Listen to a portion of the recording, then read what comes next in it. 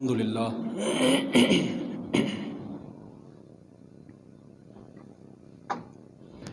الحمدللہ رب العالمین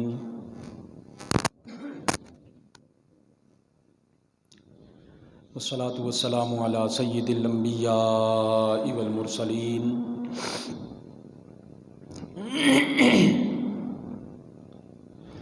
وعلی آلہ واصحابہ اجمعین اما بعد فاعوذ باللہ من الشیطان الرجیم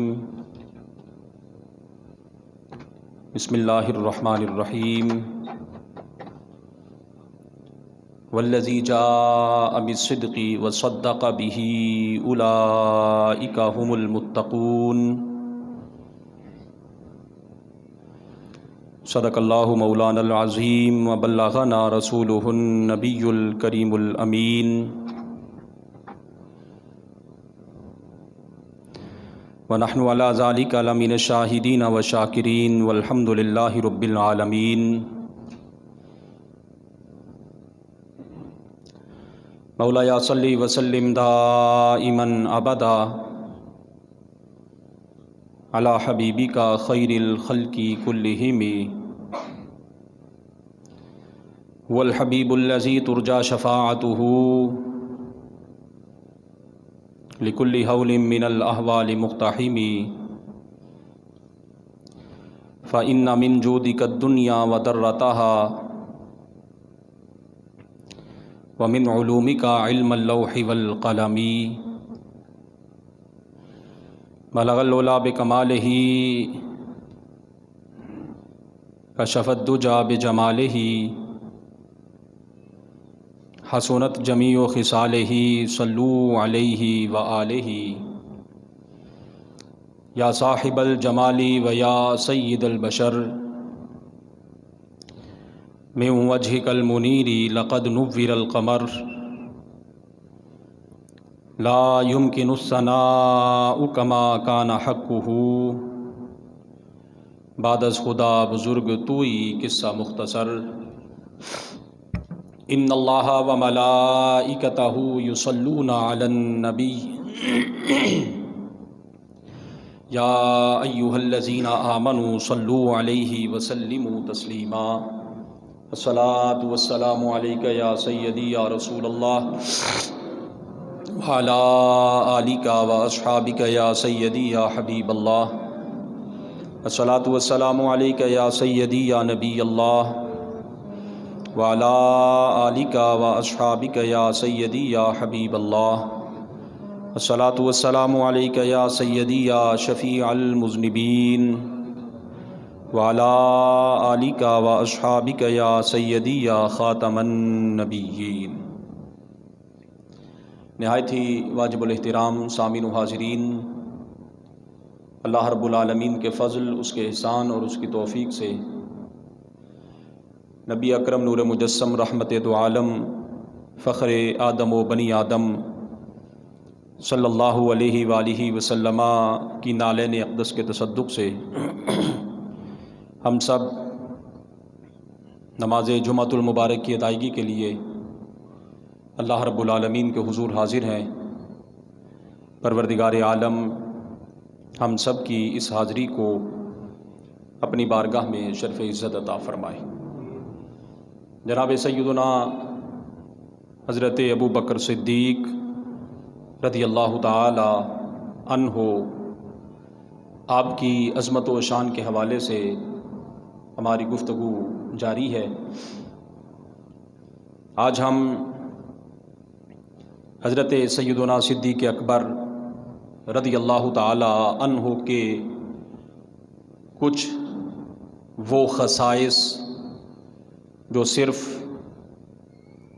آپ ہی کو حاصل ہیں، کسی اور کو حاصل نہیں ہیں، ان کا تذکرہ کریں گے، اور اس کے ساتھ ساتھ حضرت سیدنا صدیق اکبر رضی اللہ تعالی عنہ نے مسند خلافت پر تشریف فرما ہونے کے بعد پہلا خطبہ کیا ارشاد فرمایا۔ قرآن کریم فرقان حمید میں مختلف مقامات پر پروردگار عالم نے حضرت سیدنا صدیق اکبر رضی اللہ تعالیٰ عنہ کے فضائل کو بیان فرمایا، کبھی اشارتاً، کبھی کنایتاً، کبھی ضمناً، کبھی کسی انداز میں تو کبھی کسی انداز میں۔ اور انتہائی خوش نصیب ہے وہ شخص کہ جس کی فضیلت کو خود پروردگار عالم بیان فرما دے۔ نبی علیہ الصلوۃ والسلام معراج سے جب واپس تشریف لائے تو آپ نے آ کر بتایا لوگوں کو کہ میں رات کے تھوڑے سے حصے میں مسجد حرام سے مسجد اقصیٰ گیا، مسجد اقصیٰ سے سدرۃ المنتہا سے لامکان تک، اور جب میں واپس اس سارے سفر سے پلٹا تو میرا بستر بھی گرم تھا، دروازے کی کنڈی بھی حرکت کر رہی تھی، اور جانے سے پہلے جس پانی کے ساتھ وضو کیا تھا وہ بھی بہہ رہا تھا۔ نبی علیہ الصلوۃ والسلام نے جنت کے خصائص، جہنم کی باتیں، حالات لوگوں کو بتائے تو کفار کو اعتراض کا ایک بہت بڑا موقع ہاتھ آ گیا۔ انہوں نے کہا ایسا تو ممکن ہی نہیں ہے کہ کوئی بھی شخص رات کے اتنے تھوڑے حصے میں مسجد حرام سے مسجد اقصیٰ تک پہنچ جائے، ایسا تو ہو ہی نہیں سکتا۔ اور یہ تو دعویٰ کر رہے ہیں مسجد اقصیٰ سے لامکان تک کا، یہ تو اور بھی ناممکن بات ہے۔ انہوں نے خوب اس کا ڈھنڈورا پیٹا۔ وہ جانتے تھے کہ حضرت سیدنا ابو بکر صدیق رضی اللہ تعالیٰ عنہ نبی علیہ الصلوۃ والسلام کے دوست ہیں، آپ کے ساتھ رہتے ہیں، چلو کیوں نہ یہ ہی بات لے کر ابو بکر کو اس کے دوست سے جدا کر دیا جائے کہ یہ بات تو عقل میں آتے ہی نہیں۔ اب ہم ابو بکر سے پوچھیں گے ابو بکر کیا تو اس بات کو مانتا ہے؟ اب کفار حضرت سیدنا صدیق اکبر سب کہیں گے رضی اللہ تعالی عنہ کے پاس گئے اور جا کر کہنے لگے اے ابو بکر، تمہیں معلوم ہے کہ تمہارے صاحب محمد صلی اللہ علیہ وسلم نے آج کیا دعویٰ کر دیا؟ حضرت صدیق اکبر رضی اللہ تعالیٰ عنہ فرماتے ہیں انہوں نے کیا دعویٰ فرمایا ہے، کیا بات کی ہے انہوں نے؟ تو کفار نے کہا، وہ کہتے ہیں کہ میں رات کے تھوڑے سے حصے میں اتنا طویل سفر طے کر آیا ہوں۔ اب تم ہی بتاؤ یہ بات کوئی عقل میں آتی ہے؟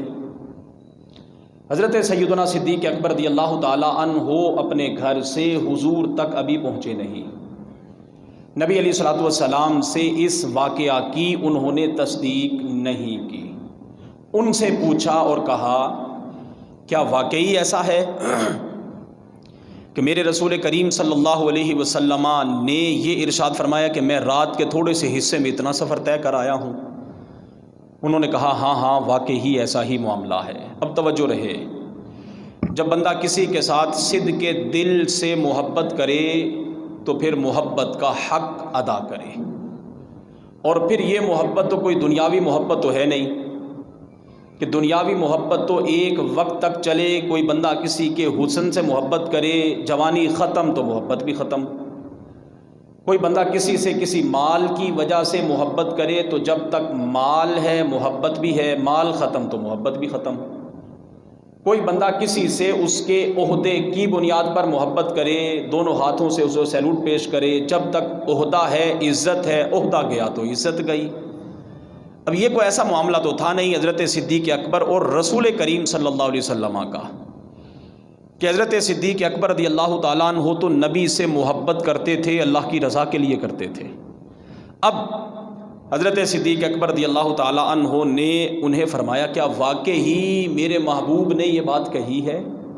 کہا ہاں بالکل کہی ہے۔ تو فرمانے لگے کہ یہ تو بڑی چھوٹی بات ہے۔ کس نے کہا؟ حضرت صدیق اکبر، سب کہیں گے رضی اللہ تعالی عنہ۔ آپ نے فرمایا یہ تو بڑی چھوٹی بات ہے، اگر میرے نبی اس سے بھی کوئی بڑی بات کریں ابو بکر تو اس کی بھی تصدیق کرنے کے لیے حاضر ہے۔ یہ بات نبی علیہ الصلوۃ والسلام کی خدمت اقدس میں حاضر ہوئے بغیر ہی ان کی تصدیق تو کر دی، ان کی تصدیق تو کر دی۔ جیسے ہی اب ابو بکر، بات تو بہت بڑی تھی، جیسے ہی ابو بکر اب حضور کی بارگاہ اقدس میں حاضر ہوئے، نبی علیہ الصلوۃ والسلام کی بارگاہ اقدس میں حاضر ہوتے ہی پروردگار عالم نے قرآن کریم کی وحی نازل فرمائی، آیا مبارکہ نازل فرمائی اور ارشاد فرمایا والذی جاء بالصدق وصدق بہ، وہ ذات جو سچ لے کر آئی، اس سے مراد رسول کریم صلی اللہ علیہ وسلم کی ذات اقدس، وصدق بہ، اور جس نے اس سچ کی تصدیق کی، اولئک هم المتقون، یہ لوگ متقی ہیں، پرہیزگار ہیں۔ تو اللہ رب العالمین نے حضرت صدیق اکبر کی عظمت کو آیا مبارکہ نازل فرما کر مزید 4 چاند لگا دیے اور فرمایا کہ ابو بکر متقی ہے، ابو بکر پرہیزگار ہے۔ یہاں تو فرمایا اولئک هم المتقون، متقون بمعنی پرہیزگار۔ ایک اور مقام پر کہ جب لوگوں نے حضرت سیدنا صدیق اکبر رضی اللہ تعالی عنہ پر اعتراض کیا تھا، ایک اور موقع پر جب آپ نے حضرت بلال حبشی رضی اللہ تعالیٰ عنہ کو مہنگے داموں خرید کر آزاد کروایا، تو لوگوں نے اعتراض کیا کہ بلال کا ابو بکر پر کوئی احسان ہوگا جس کی وجہ سے اتنی بھاری قیمت چکائی انہوں نے۔ وہاں 30واں پارہ پروردگار عالم نے آیا مبارکہ نازل فرما کر وہاں صدیق اکبر کو اتقا فرمایا۔ اتقا عربی اصطلاح میں اس میں تفضیل کا صیغہ ہے، معنی یہ بنتا ہے سب سے زیادہ پرہیزگار اگر کوئی ہے تو ابو بکر ہے۔ میں آپ کو متقی کہوں، آپ مجھے پرہیزگار کہیں، ہم میں سے ہر بندہ اپنے والدین میں سے کسی کی صفت بیان کرے، کسی کی خوبی بیان کرے، یہ ایک الگ معاملہ۔ اکثر میں ایک مثال دیتا ہوں، شاگرد استاذ کی خوبیاں بیان کرے، یقیناً وہ کرے گا کہ اس سے فیض جو حاصل کر رہا ہے۔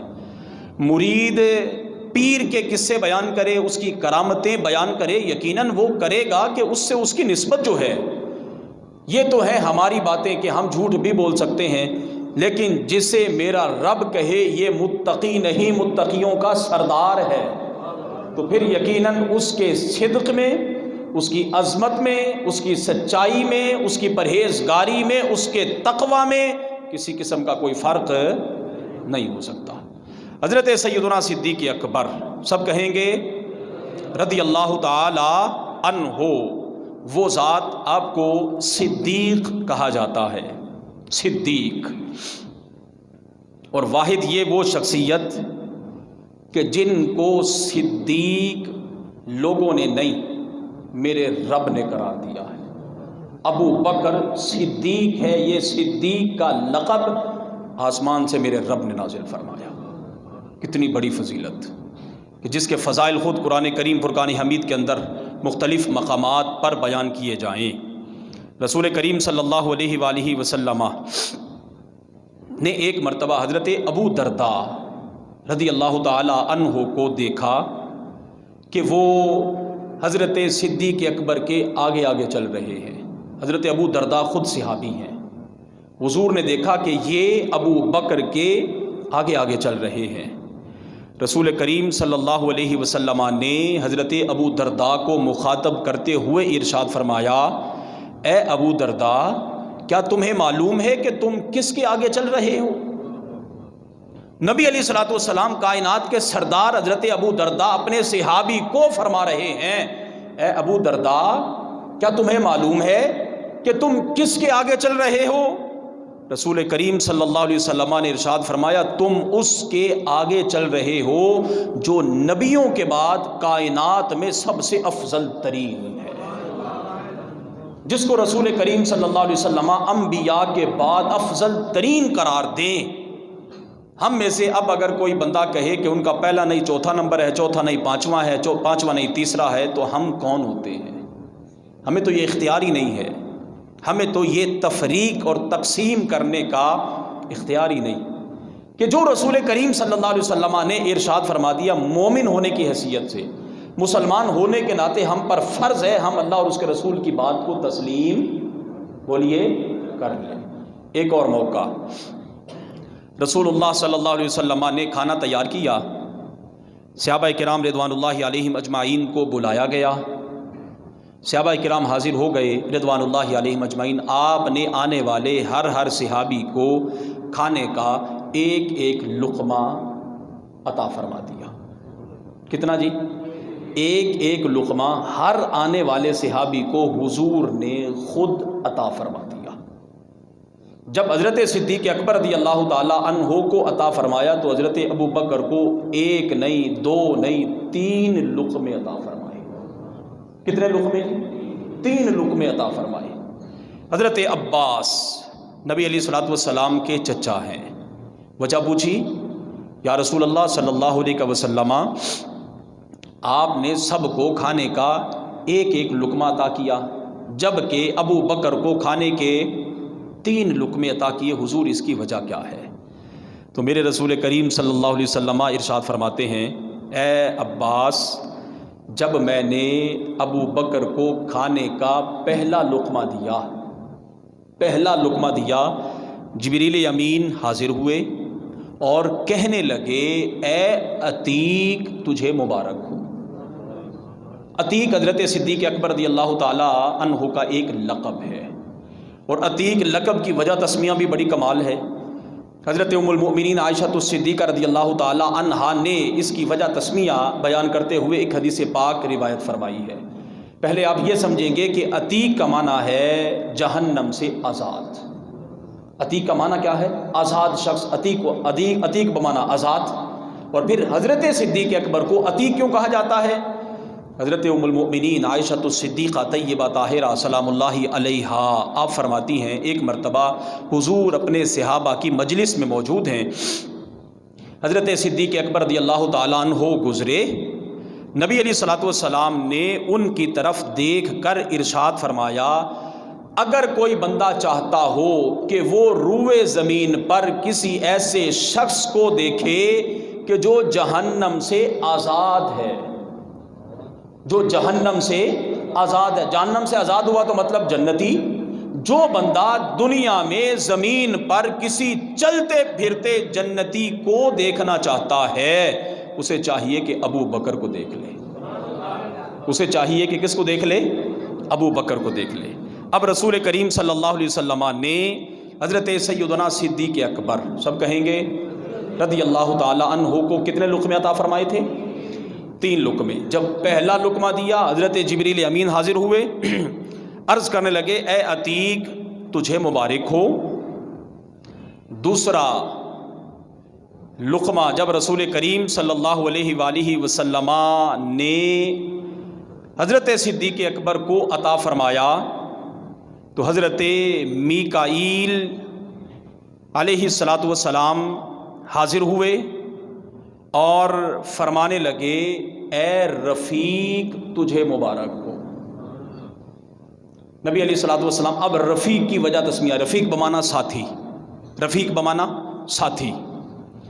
رسول کریم صلی اللہ علیہ وسلم نے ایک مرتبہ حضرت جبریل امین علیہ الصلوۃ والسلام سے پوچھا، اے جبرائیل میرے ساتھ ہجرت کون کرے گا؟ میرے ساتھ ہجرت کون کرے گا؟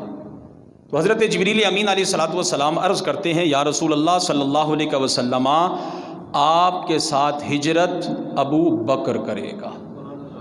اور ابو بکر کی فضیلت بزبان جبریل اس انداز میں کہ حضرت جبریل امین علیہ الصلوۃ والسلام عرض کرتے ہیں، یا رسول اللہ صلی اللہ علیہ وسلم آپ کے بعد آپ کی امت کے معاملات بھی ابو بکر سنبھالیں گے، آپ کے بعد آپ کی امت کے معاملات بھی ابو بکر سنبھالیں گے، اور ابو بکر امت میں سب سے افضل ترین ہے۔ دوسرا لقمہ جب حضور نے حضرت صدیق اکبر رضی اللہ تعالیٰ عنہ کو عطا فرمایا تو حضرت میکائیل علیہ السلام نے کہا، اے رفیق تجھے مبارک ہو۔ کتنے لقمے ہو گئے؟ کتنے عطا فرمائے تھے حضور نے؟ 3۔ تیسرا لقمہ جب رسول کریم صلی اللہ علیہ وآلہ وسلم نے حضرت صدیق اکبر رضی اللہ تعالیٰ عنہ کو عطا فرمایا تو پروردگار عالم نے ارشاد فرمایا. کس نے ارشاد فرمایا؟ پروردگار عالم نے ارشاد فرمایا اے صدیق تجھے مبارک ہو. جس کو صدیق کون کہے؟ میرا رب کہے. جس کو صدیق میرا رب کہے یقیناً وہ صدیق بھی ہے، صدیق اکبر بھی ہے. حضرت صدیق اکبر رضی اللہ تعالیٰ عنہ ہی کے بارے میں رسول کریم صلی اللہ علیہ وسلم نے ارشاد فرمایا کہ جتنا نفع مجھے ابو بکر کے مال نے پہنچایا ہے اتنا کسی اور کے مال نے مجھے نفع نہیں پہنچایا. اور ایک اور موقع پر آپ نے یہ بھی ارشاد فرمایا کہ میں نے سب کے احسانات کا بدلہ دنیا میں دے دیا سوائے ابو بکر کے، کہ ابو بکر کو اس کے احسانات کا بدلہ میرا رب قیامت میں ہی عطا فرمائے گا. نبی علیہ الصلوۃ والسلام کے حضرت صدیق اکبر رازدار ہیں. نبی علیہ الصلوۃ والسلام اگر کوئی بات اشارتاً بھی کرتے ہیں تو ابو بکر اسے سمجھ جاتے ہیں. ان کی یہ ایک خوبی ہے. نبی علیہ الصلوۃ والسلام حجۃ الوداع سے مدینہ طیبہ جب واپس تشریف لائے تو آپ نے ایک خطبہ ارشاد فرمایا، اور اس خطبے میں آپ نے ارشاد فرمایا کہ اللہ تعالیٰ نے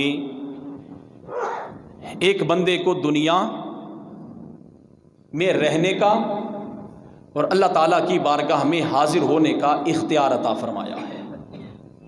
اللہ تعالیٰ نے ایک شخص کو دنیا میں رہنے کا اور اپنی بارگاہ میں حاضر ہونے کا اختیار عطا فرمایا ہے کہ ان دونوں میں سے جس کو چاہے پسند کر لے. اب اس بندے نے جو اللہ کے پاس ہے اسے پسند کر لیا، دنیا کو چھوڑ دیا، اللہ کی بارگاہ میں جو کچھ ہے اسے ترجیح دے دی. اب جب یہ خطبہ سرکار علیہ الصلوۃ والسلام ارشاد فرما چکے تو یہ بات سن کر حضرت سیدنا صدیق اکبر رضی اللہ تعالی عنہ رونے لگے. اب بظاہر رونے کی کوئی وجہ بھی نہیں تھی. نبی علیہ الصلوۃ والسلام مطلقاً ارشاد فرما رہے ہیں کہ ایک شخص کو اختیار دیا گیا دنیا اختیار کر لے یا اللہ کی بارگاہ میں جو کچھ ہے اسے اختیار کر لے. اس میں رونے والی کون سی کو بات تھی؟ صحابہ کرام رضوان اللہ علیہم اجمعین کو بڑی حیرت اور تعجب ہوا کہ اس میں رونے کی کیا بات ہے. مگر حضرت صدیق اکبر رضی اللہ تعالیٰ عنہ چونکہ حضور کے رازدان تھے، حضور کی یہ گفتگو سن کر تو سمجھ گئے کہ اس بندے سے مراد کوئی عام بندہ نہیں بلکہ خود حضور کی ذات اقدس ہے، بلکہ خود حضور کی ذات اقدس ہے. اور خود رسول کریم صلی اللہ علیہ وآلہ وسلم کو پروردگار عالم نے یہ اختیار دیا کہ آپ چاہیں تو دنیا میں رہیں یا میرے پاس تشریف لے آئیں. اور رسول کریم صلی اللہ علیہ وسلم اب دنیا سے تشریف لے جانے ہی والے ہیں. پھر ایسا ہی ہوا کہ ابھی اس خطبے کے ارشاد فرمانے کے کچھ عرصے کے بعد نبی علیہ الصلوۃ والسلام کی کچھ ظاہری طبیعت خراب ہوئی. نبی علیہ الصلوۃ والسلام اپنی مرض کی مدت میں 3 دن تک نماز پڑھاتے رہے. کتنے دن تک؟ 3 دن تک حضور اپنی ظاہری حیات مبارکہ میں صحابہ کرام رضوان اللہ علیہم اجمعین کی امامت کرتے رہے. اب جب آپ کی طبیعت زیادہ کچھ خراب ہوئی، جب زیادہ کوئی کمزوری ہو گئی تو رسول کریم صلی اللہ علیہ وسلم نے حضرت عائشہ رضی اللہ تعالی عنہا کو ارشاد فرمایا کہ ابو بکر سے کہو کہ وہ لوگوں کو نماز پڑھائے. ابو بکر کو کہو کہ وہ لوگوں کو نماز پڑھائے. حضرت عائشہ الصدیقہ طیبہ طاہرہ رضی اللہ تعالی عنہا نے عرض کیا یا رسول اللہ صلی اللہ علیہ وسلم میرے والد گرامی ابو بکر نرم دل ہیں، جب وہ آپ کے مصلی پر کھڑے ہوں گے تو وہ جذبات پر قابو نہیں پائیں گے، وہ نماز نہیں پڑھا سکتے. نبی علیہ الصلوۃ والسلام نے دوبارہ پھر ارشاد فرمایا کہ ابو بکر کو کہو کہ نماز پڑھائے. حضرت عائشہ رضی اللہ تعالیٰ عنہ نے پھر عرض کیا. تیسری مرتبہ آپ نے پھر ارشاد فرمایا اور ساتھ یہ بھی ارشاد فرمایا کہ تم یوسف کی ہم نشین عورتوں کی طرح ہو کہ جس طرح وہ باتیں بناتی تھی تم بھی باتیں بنا رہی ہو. ابو بکر کو کہو کہ وہ لوگوں کو نماز پڑھائے. حضرت صدیق اکبر رضی اللہ تعالی عنہ نے حضور کی موجودگی میں نبی علیہ الصلوۃ والسلام کے مصلی پر کھڑے ہو کر صحابہ کی امامت کروائی ہے. اس سے یہ بھی اشارہ ملتا ہے کہ حضور نے جس کو اپنے مصلی کا اپنی حیات میں وارث بنا دیا، اپنے بعد خلافت کی ذمہ داری بھی حضور نے اسے ہی عطا فرما دی. ایک اور موقع پر حضرت سیدنا علی المرتضیٰ شیر خدا رضی اللہ تعالیٰ عنہ اس حدیث کے راوی ہیں۔ وہ حضرات جو معاذ اللہ ثم معاذ اللہ حضرت صدیق اکبر پر تہمت اور بہتان لگاتے ہیں اور کہتے ہیں کہ حق تو علی کا تھا لیکن معاذ اللہ صدیق اکبر نے غصب کر لیا، تو ہم انہیں یہ کہنا چاہتے ہیں کہ جناب مولا علی شیر خدا خود راوی، مولا علی شیر خدا خود راوی کہتے امر النبی صلی اللہ علیہ وسلم ابا بکر ان یصلی بالناس و انی لشاہد وما انا بغائب وما بی مرض، کہ نبی علیہ الصلوۃ والسلام نے حضرت ابو بکر کو نماز پڑھانے کا حکم دیا۔ مولا علی شیر خدا کہتے ہیں وانی لشاہد، میں وہاں موجود تھا، وما انا بغائب، غائب بھی نہیں تھا، اور اس کے ساتھ ساتھ فرمایا میں کو مریض بھی نہیں تھا کہ مجھے کوئی ایسا مرض لاحق ہوتا کہ میں مصلی پہ کھڑا ہو کے تو نماز نہ پڑھا سکتا، ایسا بھی نہیں تھا۔ لیکن پھر آخر میں نتیجہ سنیے مولا علی شیر خدا رضی اللہ تعالیٰ عنہ کیا فرماتے ہیں، فرماتے ہیں کہ جس نے رسول کریم صلی اللہ علیہ وسلم، جس کو رسول کریم صلی اللہ علیہ وسلم نے ہمارا مصلی کا امام بنا دیا، رسول اللہ صلی اللہ علیہ وسلم نے جسے ہمارے دین کے لیے پسند کر لیا، ہم نے اسے اپنی دنیا کے لیے بھی پسند کر لیا۔ مولا علی شیر خدا رضی اللہ تعالیٰ عنہ کا فرمان علی شان امام جلال الدین سیوطی نے لکھا۔ اب وہ حضرات جو کہتے ہیں کہ حضرت علی رضی اللہ تعالیٰ عنہ تو معاذ اللہ ثم معاذ اللہ حضرت صدیق اکبر رضی اللہ تعالیٰ عنہ کے پیچھے نمازیں ہی نہیں پڑھتے تھے، تو ان حضرات کو چاہیے کہ مولا علی کی زبان سے فضائل صدیقی تو دیکھیں کہ کتنے بیان ہوئے ہیں۔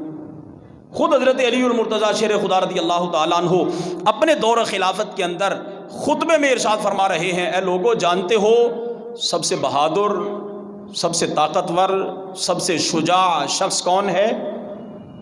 لوگوں نے کہا حضور آپ ہی ہیں، حضور آپ ہی ہیں سب سے زیادہ بہادر۔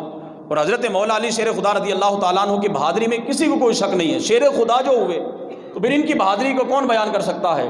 لیکن خود ان کے زبان سے سنیے، حضرت علی رضی اللہ تعالیٰ عنہ فرماتے ہیں نہیں، میں نہیں، میرے ساتھ تو جس نے بھی مقابلہ کیا میں نے تو اس کو بچھاڑ کے رکھ دیا، میں جسے اپنی نظر میں سب سے زیادہ بہادر انسان سمجھتا ہوں وہ ابو بکر ہیں۔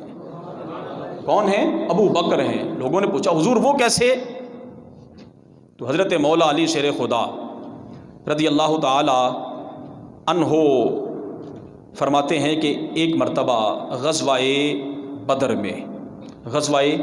بدر میں انا جعلنا لرسول اللہ صلی اللہ علیہ وسلم عریشا، میدان بدر میں ہم نے حضور کے لیے خیمہ تیار کیا۔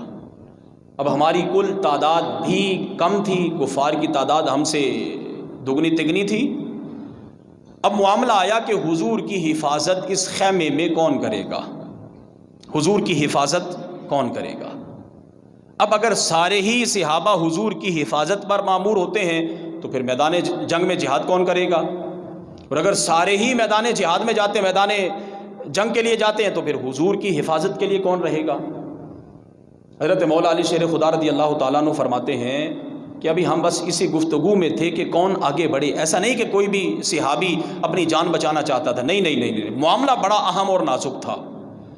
کہتے ہم ابھی سوچ و بچار میں تھے کہ حضرت صدیق اکبر رضی اللہ تعالیٰ عنہ آگے بڑھے اور فرمانے لگے کہ میں حضور کی حفاظت کروں گا۔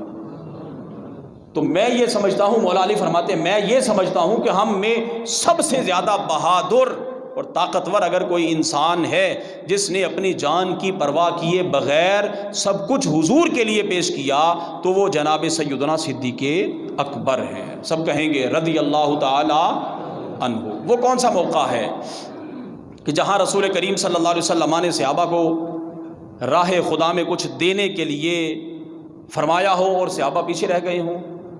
اس اعتبار سے بھی حضرت صدیق اکبر کی قربانیاں بڑی عظیم ہیں۔ یہ غزوے کے موقع پر رسول کریم صلی اللہ علیہ وسلم نے ارشاد فرمایا تھا کہ جہاد کے لیے مال پیش کرو، تو حضرت سیدنا صدیق اکبر رضی اللہ تعالی عنہ اپنے گھر کا سارا سامان ہی لے آئے۔ اور آپ بارہا یہ بات سن چکے، حالت کیا تھی؟ اپنے بدن کے کپڑے بھی اتار کے حضور کی بارگاہ میں پیش کر دیے۔ اور حضرت سیدنا صدیق اکبر رضی اللہ تعالیٰ عنہ پھر خود لباس کا پہنا، ٹاٹ کا لباس۔ کیسا لباس؟ محبت ہو تو پھر اس انداز میں ہو۔ ٹاٹ کا لباس پہنا، کانٹوں کے ساتھ اس کو پیوند لگائے۔ ابھی حضرت صدیق اکبر رضی اللہ تعالیٰ عنہ حضور کی بارگاہ میں اس حالت میں پہنچے نہیں تھے، جبریل امین آسمان سے پہلے ہی نازل ہو چکے تھے، اور حضرت جبریل امین علیہ الصلوۃ والسلام نے بھی لباس وہی پہنا ہوا تھا جو حضور کے یار غار نے پہنا ہوا تھا۔ نبی علیہ الصلوۃ والسلام نے جبریل امین کی جب اس حالت کو دیکھا تو فرمایا اے جبریل، آج یہ حالت اور یہ لباس کیسا؟ حضرت جبریل امین علیہ الصلوۃ والسلام عرض کرتے ہیں یا رسول اللہ صلی اللہ علیہ وسلم، ابھی کچھ ہی دیر کے بعد دیکھیے کہ آپ کا یار غار، آپ کا دوست، آپ کا محبوب بھی اسی حالت میں آ رہا ہے۔ حضرت صدیق اکبر اسی حالت میں، وہ سامان کی گٹھڑی اٹھائی ہوئی ہے، حضور کی بارگاہ میں حاضر ہو گئے۔ نبی علیہ السلام نے جب دیکھا تو ابو بکر یہ کیا؟ عرض کرتے ہیں حضور بس گھر میں جو کچھ تھا وہ سارے کا سارا ہی لے آیا، گھر میں جو کچھ تھا وہ سارے کا سارا۔ اور یہاں تک روایات کے اندر آتا ہے جب گھر کا سارا سامان ایک جگہ اکٹھا کر لیا تو دیواروں پر ہاتھ پھیر رہے ہیں، دیواروں پر صدیق اکبر ہاتھ پھیر رہے، کہیں دیوار کے ساتھ کوئی چیز لگی نہ رہ جائے جس کو حضور کی بارگاہ میں پیش نہ کر لوں۔ یہاں پر وہ تاریخی جملہ میرے رسول کریم صلی اللہ علیہ وسلم نے ارشاد فرمایا ابو بکر کو، ابو بکر گھر والوں کے لیے کیا چھوڑ آیا ہے، ابو بکر گھر والوں کے لیے کیا چھوڑ آیا ہے۔ یہاں وہ تاریخی جملہ جناب صدیق اکبر نے اپنے محبوب کی بارگاہ میں عرض کیا تھا یا رسول اللہ صلی اللہ علیہ وسلم، گھر والوں کے لیے اللہ اور اس کا رسول چھوڑ آیا۔ جب محبت اس انداز کی ہو اور انسان اپنی محبت میں اس حد تک آگے بڑھ جائے تو پھر جبریل امین نے لباس وہی پہنا ہوا ٹاٹ کا جو حضرت صدیق اکبر نے پہنا تھا، اور پھر پروردگار عالم نے حضرت جبریل امین علیہ الصلوۃ والسلام کے ذریعے محبوب کی بارگاہ میں یہ پیغام بھیجا، اے محبوب ابو بکر سے پوچھئے کہ ابو بکر اس حال میں اپنے رب سے راضی ہے کہ نہیں ہے۔ رسول کریم صلی اللہ علیہ وسلم نے جب یہ جملہ حضرت صدیق اکبر رضی اللہ تعالی عنہ کو فرمایا تو حضرت صدیق اکبر کی آنکھوں سے آنسو جاری ہو گئے اور بار بار عرض کرتے ہیں یا رسول اللہ میں اپنے رب پر راضی ہوں، میں اپنے رب پر راضی ہوں، میں اپنے رب پر راضی ہوں۔ جس کی رضامندی خود میرا رب پوچھے تو پھر بتائیے کہ ان کی شان جیسا کوئی اور ہو سکتا ہے؟ جب تک صحابہ رہے اس وقت تک تو یہ حالات تھے ہی نہیں کہ کوئی کہتا کہ کسی کا کون سا نمبر تو کوئی کہتا کسی کا کون سا نمبر۔ یہ تو وبا اب چل پڑی ہے، یہ تو وبا اب چل پڑی ہے۔ اور میں تو اکثر ایک جملہ ایک بات عرض کیا کرتا ہوں آپ کے سامنے کہ ہم میں سے اکثر حضرات شان صحابہ بیان کریں تو اہل بیت پر تان کرتے ہوئے نظر آتے ہیں، اور اگر کوئی شان اہل بیت بیان کرتا ہے تو پھر اس کی زبان سے ہمیں بغض صحابہ نظر آتا ہے۔ یہ تو محبت نہیں، یہ تو محبت نہیں۔ محبت تو یہ ہے کہ آپ صحابہ کی شان اس انداز میں بیان کریں کہ اہل بیت خود ہی تو صحابہ کی شان بیان کرنے والے ہیں اور صحابہ اہل بیت کی شان بیان کرنے والے ہیں۔ یہ تو باہمی لازم و ملزوم ہے کہ ہم میں سے اگر کوئی بندہ کہے ہم صرف صحابہ کو مانتے اہل بیت کو نہیں مانتے، وہ بھی بندہ کسی کام کا نہیں، اور اگر کوئی بندہ کہے ہم اہل بیت کو مانتے ہیں حضور کے صحابہ کو نہیں مانتے تو بندہ وہ بھی کام کا نہیں۔ اللہ اکبر۔ لہذا نجات اسی صورت میں ہے کہ ہم حضور کے صحابہ سے بھی محبت کریں، حضور کی اہل بیت سے بھی محبت کریں، اور یہی طریقہ اور تعلیم رسول کریم صلی اللہ علیہ وسلم نے ہمیں عطا فرمائی۔ رسول اللہ صلی اللہ علیہ وسلم کا جب دنیا سے ظاہری وصال ہوا، اب صحابہ کرام رضوان اللہ علیہم اجمعین نے متفقہ طور پر حضرت صدیق اکبر رضی اللہ تعالیٰ عنہ کو اپنا امیر مقرر کیا، امیر المومنین حضور کا جانشین خلیفہ۔ تمام صحابہ کے اتفاق سے حضرت صدیق اکبر رضی اللہ تعالیٰ عنہ جب منتخب ہو گئے تو آپ کا سب سے پہلا خطبہ حضرت صدیق اکبر رضی اللہ تعالیٰ عنہ نے خلیفہ بننے کے بعد لوگوں کے سامنے دیا، وہ یہ تھا۔ آپ فرماتے ہیں اما بعد یا ایھا الناس وانی قد ولیت علیکم، اے لوگو حمد و ثنا کے بعد میں تمہارا امیر بنا دیا گیا ہوں، حالانکہ میں تم میں سے بہتر نہیں۔ یہ حضرت صدیق اکبر کی عاجزی صحابہ کے سامنے، اللہ اکبر، مجھے تم پر امیر بنا دیا گیا، میں تم سے بہتر نہیں۔ اگر تو میں کوئی اچھا کام کروں تو تم میری مدد کرو، اگر میں کوئی اچھا کام کروں تو تم میری۔ یہ ہے رسول کریم صلی اللہ علیہ وسلم کے دنیا سے تشریف لے جانے کے بعد پہلا خلیفہ اور اس کے پہلے الفاظ، اور جیسا خطبہ خلافت کے بعد حضرت صدیق اکبر نے دیا آج تک ویسا کوئی خطبہ دے ہی نہیں سکا، اب ہمارے ہاں کیا ہوتا ہے، خلیفہ بعد میں بنتا ہے، پہلے کہتے ہیں میں فلاں کو نہیں چھوڑوں گا، فلاں کو نہیں چھوڑوں گا، فلاں کے ساتھ یہ کروں گا، فلاں کے ساتھ یہ کروں گا۔ یہ تو مسلمانوں کا طریقہ ہی نہیں ہے، یہ تو مسلمانوں کی روش ہی نہیں ہے۔ حضرت صدیق اکبر رضی اللہ تعالیٰ عنہ فرماتے ہیں لوگوں میں تمہارا امیر بنا دیا گیا، تم سے بہتر نہیں، ہاں اگر میں کوئی اچھا کام کروں تو تم میری مدد کرو، اگر میں کوئی برائی کروں تو تم مجھے سیدھا کر دو، اگر میں کوئی برائی کروں تو تم مجھے سیدھا کر دو۔ سچائی امانت ہے، جھوٹ خیانت ہے، تم میں جو کمزور ہے میرے نزدیک وہ قوی تر اور طاقتور ہے۔ حضرت صدیق اکبر کا پہلا خطبہ، رعایا میں جو کمزور ہے صدیق اکبر فرماتے میرے نزدیک وہ طاقتور ترین شخص ہے۔ ہمارے ہاں اس کے برعکس ہوتا ہے، ہمارے ہاں کیا ہے کہ کمزور اگر حق پر بھی ہے تو وہ بیچارہ ناحق ہے، طاقتور اگر غلط بھی ہے تو پھر وہ حق پر ہے۔ حضرت صدیق اکبر رضی اللہ تعالیٰ عنہ فرماتے ہیں تم میں سے جو قوی ہے میرے نزدیک وہ کمزور ہے، یہاں تک کہ میں اس سے قوم کا حق لے لوں۔ جو قوم جہاد چھوڑ دیتی ہے اللہ تعالیٰ اس پر ذلت مسلط کر دیتا ہے۔ آج ہماری حالت دیکھیے، بحیثیت مسلمان کون ہے ایسا جو جہاد کی بات کرتا ہو؟ جو بندہ جہاد کی بات کرے ارباب اقتدار اسے کہتے ہیں کہ یہ تو دہشت گردی اور فتنہ و فساد پھیلا رہے ہیں۔ کیا قرآن کریم جہاد کی آیات سے بھرا نہیں پڑا؟ کیا رسول کریم صلی اللہ علیہ وسلم احد، بدر، حنین، خندق میں تشریف نہیں لے گئے؟ اگر جہاد دہشت گردی ہے تو پھر رسول کریم صلی اللہ علیہ وسلم غزوات میں کیوں تشریف لے گئے؟ اگر جہاد دہشت گردی ہے، جہاد میں مرنا اگر فساد ہے تو پھر رسول کریم صلی اللہ علیہ وسلم نے بار بار شہادت کی موت کی تمنا کیوں کی؟ نبی علیہ الصلوۃ والسلام خود ارشاد فرماتے ہیں میں چاہتا ہوں کہ مجھے راہ خدا میں قتل کیا جائے، پھر زندہ کیا جائے، پھر مارا جائے، پھر زندہ کیا جائے، پھر مارا جائے، پھر زندہ کیا جائے۔ اس موت کی تمنا کون کر رہا ہے؟ رسول کریم صلی اللہ علیہ وسلم کر رہے ہیں۔ رسول کریم صلی اللہ علیہ وسلم تو ارشاد فرماتے ہیں جو بندہ میدان جہاد میں حق کی سربلندی کے لیے اپنی جان کا نذرانہ پیش کر دیتا ہے، اس کے خون کا قطرہ جس زمین پر بعد میں گرتا ہے اللہ تعالیٰ اس کے گناہوں کو پہلے معاف فرما دیتا ہے۔ پھر یہ سہارا کہاں جائے گا؟ حضرت صدیق اکبر فرماتے ہیں جو قوم جہاد چھوڑ دیتی ہے اللہ تعالیٰ اس پر ذلت مسلط کر دیتا ہے، اور جس قوم میں بری باتیں عام ہو جاتی ہیں اللہ تعالیٰ ان پر مصیبت ڈال دیتا ہے۔ صرف اس آخری جملے پر آپ توجہ کیجئے، جس قوم میں بری باتیں عام ہو جائیں۔ آج کیا برائی ہر طرف ہمیں عام نہیں نظر آتی؟ رات سے لے کر اب تک کیا ہو رہا ہے، اور اب سے لے کر شام تک کیا کچھ ہونے والا ہے، کیا ہمیں معلوم نہیں ہے؟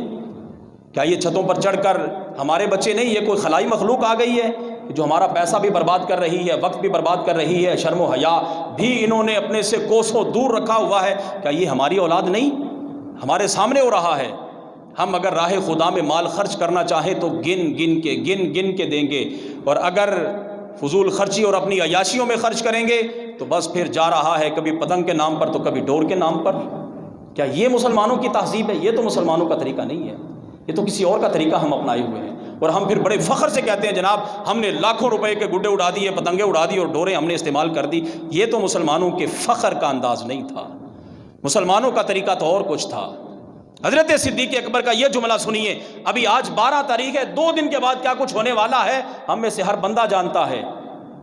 حیا کو ہم کوسوں دور رکھ دیں گے، کوئی نوجوان کسی خاتون کے ساتھ تو کوئی نوجوان کسی خاتون کے ساتھ، ہم اپنے آپ کو عیاش پرست ثابت کرنا چاہتے ہیں، کبھی ویلنٹائن ڈے کے نام پر تو کبھی کسی نام پر تو کبھی کسی نام پر۔ کیا ہم میں سے کبھی کیا کوئی بندہ یہ برداشت کر سکتا ہے کہ 14 فروری ہو، محبت کے نام پر کوئی غیر شخص ہماری ماں، بہن، بیٹی کو آ کے پھول پیش کر دے؟ ہم میں سے کوئی بندہ گوارا کرے گا؟ بولیے، کوئی بھی گوارا نہیں کرے گا۔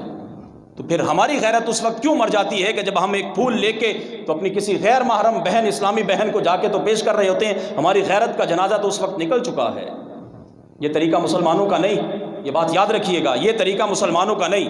اور حضرت امام شافعی رحمۃ اللہ تعالی علیہ کا یہ فرمان ذہن نشین کر لیجئے کہ زنا ایک قرض ہے، زنا ایک قرض ہے، یہ آپ کو یا آپ کی نسل میں سے کسی نہ کسی کو چکانا پڑے گا، کہ جب تک آپ کسی سے قرض لیں واپس نہیں کریں گے تو جان نہیں چھوٹے گی۔ ایسا ہی زنا ہے۔ آج اگر آپ عیاشی کے نام پر کسی کی عزت کے ساتھ کھلواڑ کریں گے تو بھول جائیں کہ آپ کے گھر سے اس قرض کو نہیں لوٹایا جائے گا واپس، ایسا نہیں ہو سکتا، یہ تو لوٹانا ہی پڑے گا۔ آپ اس کا نتیجہ اپنی زندگی میں دیکھ لیں، یا پھر آپ کی نسلیں اس کا نتیجہ ضرور بھگتیں گی۔ حضرت صدیق اکبر رضی اللہ تعالیٰ عنہ فرماتے ہیں جس قوم میں برائی عام ہو جائے اللہ تعالیٰ ان پر مصیبت ڈال دیتا ہے۔ پڑھائی کے نام پر ہمارے اوپر مصیبت مسلط کر دی گئی۔ ہم کو پڑھائی کے مخالف نہیں، پڑھیں آپ جتنا پڑھ سکتے ہیں، لیکن انداز یہ نہیں، گھر والوں کو پتہ ہونا چاہیے کہ ہماری بیٹی کہاں جا رہی ہے، کالج جا رہی ہے یا کہیں اور جا رہی ہے۔ گھر والوں کو پتہ ہونا چاہیے کہ ہمارا بیٹا گھر سے یونیورسٹی کے لیے جا رہا ہے کہ کہیں اور جا رہا ہے۔ اور پھر جب گھر والے اس بات کا خیال نہیں رکھتے تو پھر لاش کبھی وہ پیر محل سے نظر ملتی ہے، تو کبھی لاہور سے ملتی ہے، تو کبھی کسی پارک سے، تو کبھی کسی پارک سے ملتی ہے۔ جب ہم اپنے بچوں کو کھلی چھٹی دے دیں گے کہ آپ کے پاس اگر اللہ نے مال دے دیا تو اس کا طریقہ یہ نہیں کہ آپ اس کو کھلی عیاشیوں کے اندر خرچ کرتے پھریں، آپ کو حساب دینا ہوگا، آپ کو حساب دینا ہوگا۔ جو پیسہ ملا ہے رب العالمین اپنی بارگاہ سے قیامت کے دن اس وقت تک انسان کو نہیں ہلنے دے گا جب تک کہ اسے یہ نہیں پوچھ لے گا تیرے پاس مال آیا کہاں سے تھا، خرچ کہاں کیا ہے۔ تو اگر ہم جواب دے سکتے ہیں تو پھر دیکھ لیجئے۔ حضرت صدیق اکبر رضی اللہ تعالیٰ عنہ فرماتے ہیں جس قوم میں بری باتیں عام ہو جاتی ہیں اللہ تعالیٰ ان پر مصیبتیں ڈال دیتا ہے۔ اور آپ کے خطبے کا آخری لفظ اور جو ساری زندگی کا نچوڑ اور ماحصل اور نتیجہ وہ یہ کہ جب تک میں اللہ تعالیٰ اور اس کے رسول کی اطاعت کروں تم بھی میری اطاعت کرو، جب تک میں اللہ اور اس کے رسول کی اطاعت کروں۔ آج لوگ کہتے ہیں میرا فلاں آئیڈیل آ گیا، میرا فلاں آئیڈیل آ گیا، اللہ اور اس کے رسول کو تو کوسوں دور رکھا ہوا ہے، اللہ اور اس کے رسول کی تو بات ہی کوئی نہیں کرتا۔ اور جو کوئی بندہ ممبروں پر بیٹھ کر اللہ اور اس کے رسول کی بات کرتا ہے ہم کہتے ہیں نہیں نہیں، یہ تو سیاست کر رہے ہیں، یہ تو فلاں کام کر رہے ہیں، فلاں کام کر رہے ہیں۔ اب اگر ممبر پر بیٹھ کر اللہ اور اس کے رسول کا بھی تذکرہ سیاست ہو گیا تو پھر پتہ نہیں کیا ہونے جا رہا ہے، پتہ نہیں ہم اپنی زندگی کس طرف لے کے جا رہے ہیں۔